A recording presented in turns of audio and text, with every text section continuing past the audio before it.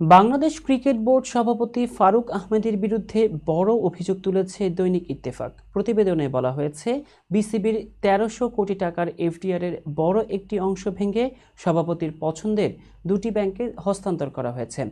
দুই ব্যাংকে যথাক্রমে ৫৪ ও ৬৪ কোটি টাকা স্থানান্তরের অভিযোগ উঠেছে। এই নিয়ে আনুষ্ঠানিক বিবৃতিও দিয়েছে বিসিবি। বোর্ড জানিয়েছে, মুনাফা বাড়ানো ও স্পন্সরশিপের প্রতিশ্রুতি পাওয়ার লক্ষ্যেই এই সিদ্ধান্ত নেওয়া হয়েছে। বিসিবি জানায়, ২০২৪ সালের আগস্টে ফারুক আহমেদ দায়িত্ব নেয়ার পর দেশের অর্থনৈতিক সংকট ও পুরনো আর্থিক অনিয়ম বিবেচনায় বোর্ডের আর্থিক স্বার্থ রক্ষাকে অগ্রাধিকার দেওয়া হয়েছে। ঝুঁকিপূর্ণ ব্যাংক থেকে ২৫০ কোটি টাকা উত্তোলন করে ২৩৮ কোটি টাকা নিরাপদ ব্যাংকে পুনরায় বিনিয়োগ করা হয়েছে। ১২ কোটি টাকা রাখা হয়েছে পরিচালন ব্যয়ের জন্য। বিবৃতিতে বলা হয়েছে, ব্যাংক পরিবর্তনের সিদ্ধান্ত এককভাবে নেননি ফারুক আহমেদ। এতে ফাইন্যান্স কমিটির চেয়ারম্যান ফাহিম সিনহা ও টেন্ডার কমিটির চেয়ারম্যান মাহবুবুল আনামও যুক্ত ছিলেন। বিসিবি অভিযোগ করে, কিছু সুবিধাভোগী মহল বোর্ডের ভাবমূর্তি নষ্ট করতে চায়।